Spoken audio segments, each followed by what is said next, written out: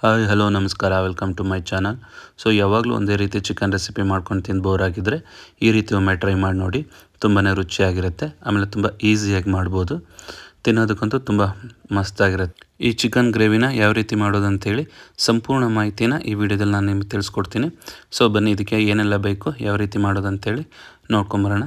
So ನಾವಿಲ್ಲಿ ಮೊದಲನೇದಾಗಿ ಇದಕ್ಕೆ ನಾನು 1 kg ಚಿಕನ್ನ ಯೂಸ್ ಮಾಡಿದ್ದೀನಿ. ಸೊ ಮುಂಚೆನೇ 1 kg ಚಿಕನಲ್ಲಿ ನೀಟಾಗಿ ತೊಳೆದಿಟ್ಟು, ಸೊ ಈಗ ಅದಕ್ಕೆ ನಾನು 2 ಸ್ಪೂನ್ ಖಾರದ ಪುಡಿ, ಹಾಗೆ 1 ಚಿಟಿಕೆಯಷ್ಟು ಅರಿಶಿನ ಮತ್ತು ಉಪ್ಪು ಇಷ್ಟನ್ನು ಹಾಕ್ಬಿಟ್ಟು ನೀಟಾಗಿ ಮಿಕ್ಸ್ ಮಾಡಿರ್ತೀನಿ. ಯಾಕಂದರೆ ಇದು ನೀಟಾಗಿ ಮಸಾಲೆ, ಉಪ್ಪು, ಖಾರ ಎಲ್ಲ ನೀಟಾಗಿ ಹಿಡ್ಕೊಳ್ಳುತ್ತೆ. ಸೊ ನಾನಿಲ್ಲಿ ಎಕ್ಸ್ಟ್ರಾ ಮಸಾಲೆ ಇದಕ್ಕೇನೂ ಹಾಕಿಲ್ಲ. ಸೊ ನೆಕ್ಸ್ಟ್ ಏನೇನು ಹಾಕಬೇಕು ಅನ್ನೋದನ್ನು ಮುಂದಿನ ತಿಳಿಸ್ಕೊಡ್ತೀನಿ. ಸೊ ಈಗ ಸದ್ಯಕ್ಕೆ ಇಷ್ಟು ಹಾಕಿ ನಾವು ನೀಟಾಗಿ ಕಲಸಿಡಬೇಕು. ಸೊ ಇದು ಮ್ಯಾಕ್ಸಿಮಮ್ ಅಂದರೆ ಒಂದು 10 ರಿಂದ 15 ನಿಮಿಷ ಇಟ್ಟರೆ ಸಾಕು ಅನಿಸುತ್ತೆ. ಸೊ ನಿಮಗೆ ಟೈಮ್ ಇತ್ತು ಅಂದರೆ ಹಾಫ್ ಆನ್ ಅವರ್ ಬೇಕಾದರೆ ಎತ್ತಿಡ್ಬೋದು. ಸೊ ಈಗ ನೆಕ್ಸ್ಟ್ ಏನೇನು ಮಸಾಲೆ ಬೇಕು ಅನ್ನೋದು ಈಗ ಹೇಳ್ಕೊಡ್ತೀನಿ ನೋಡಿ.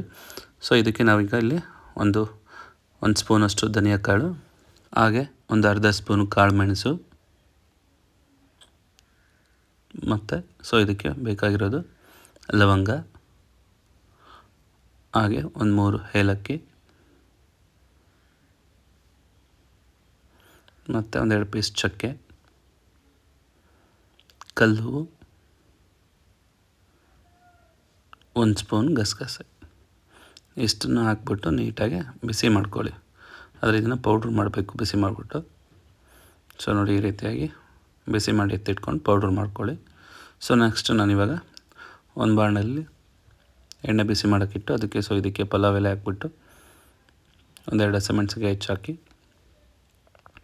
ನಂತರ 2 ಹೆಚ್ಚಿರೋ ಈರುಳ್ಳಿ, ಹಾಗೆ ಸ್ವಲ್ಪ ಉಪ್ಪು. ಸೊ ಇಷ್ಟು ನೀಟಾಗಿ ನೀವೀಗ ಒಗ್ಗರಣೆಗೆ ಹಾಕ್ಕೊಳ್ಳಿ. ಸೊ ಇದು ಫ್ರೈ ಆದಮೇಲೆ ಈರುಳ್ಳಿ ಸ್ವಲ್ಪ ಲೈಟಾಗಿ ಬ್ರೌನ್ ಕಲರ್ ಬಂದರೆ ಸಾಕು. ಸೊ ನಾವೀಗ ಏನು ಮಿಕ್ಸ್ ಮಾಡಿಟ್ಟಿದ್ವಲ್ಲ ಚಿಕನ್ನು, ಸೊ ಈಗ ಆ ಚಿಕನ್ ಇದಕ್ಕೆ ಆ್ಯಡ್ ಮಾಡಬೇಕು.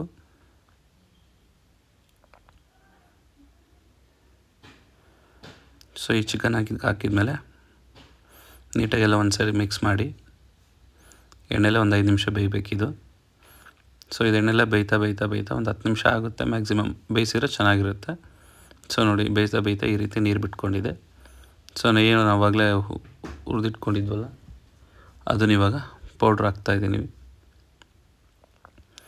ಇಷ್ಟು ಪೌಡ್ರ್ ಹಾಕಿ ನೀಟಾಗಿ ಮಿಕ್ಸ್ ಮಾಡಿ.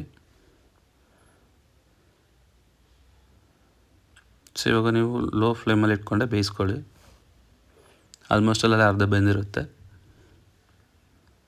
ಸೊ ನಾನು ಇದಕ್ಕೆ ಈಗ ಒಂದು ಟೊಮೊಟೊನ ಪೇಸ್ಟ್ ಮಾಡಿ ಇಟ್ಕೊಂಡಿದ್ವಿ. ಸೊ ಅದನ್ನು ಈಗ ಆ್ಯಡ್ ಮಾಡಿದ್ದೀನಿ. ಅದಾದಮೇಲೆ ಶುಂಠಿ ನಾವು ಹಾಕಿರಲಿಲ್ಲ. ಶುಂಠಿ ಬೆಳ್ಳುಳ್ಳಿನ ನಾವು ಇಲ್ಲಿ ಸ್ವಲ್ಪ ಕುಟ್ಟಿ ಹಾಕಿದ್ದೀವಿ, ಟೇಸ್ಟ್ ಚೆನ್ನಾಗಿ ಬರುತ್ತೆ ಅಂತೇಳಿ. ನೋಡಿ, ಇಷ್ಟನ್ನು ಹಾಕ್ಬಿಟ್ಟು ನೀಟಾಗಿ ಮಿಕ್ಸ್ ಮಾಡಿ.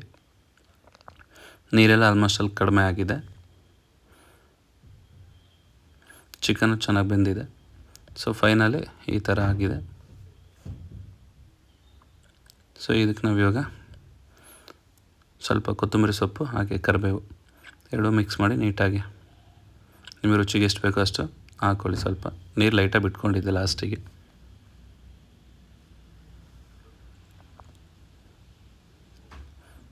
ತುಂಬಾ ರುಚಿಯಾಗಿ ಬರುತ್ತೆ ಈ ಥರ ಮಾಡ್ಕೊಳ್ಳೋದ್ರಿಂದ. ಲಾಸ್ಟಿಗೆ ಒಂದು ಹಾಫ್ ಲೆಮನ್ನ ಹಾಕಿ ತುಂಬಾ ರುಚಿಯಾಗಿ ಬರುತ್ತೆ, ಹಾಗೂ ಈಸಿಯಾಗಿ ಮಾಡ್ಕೋಬೋದು. ನೋಡಿದ್ರಲ್ಲ, ಈ ರೀತಿಯಾಗಿ ಚಿಕನ್ ಈ ಥರ ಒಮ್ಮೆ ಟ್ರೈ ಮಾಡಿ. ತುಂಬಾ ಟೇಸ್ಟಿಯಾಗಿ ಬರುತ್ತೆ, ಹಾಗೆ ಬೇಗ ಕೂಡ ಆಗುತ್ತೆ.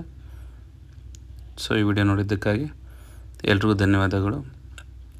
ಹಾಗೆ ವಿಡಿಯೋನ ಶೇರ್ ಮಾಡಿ, ಲೈಕ್ ಮಾಡಿ, ಕಮೆಂಟ್ ಮಾಡಿ. ಎಲ್ರಿಗೂ ಥ್ಯಾಂಕ್ ಯು.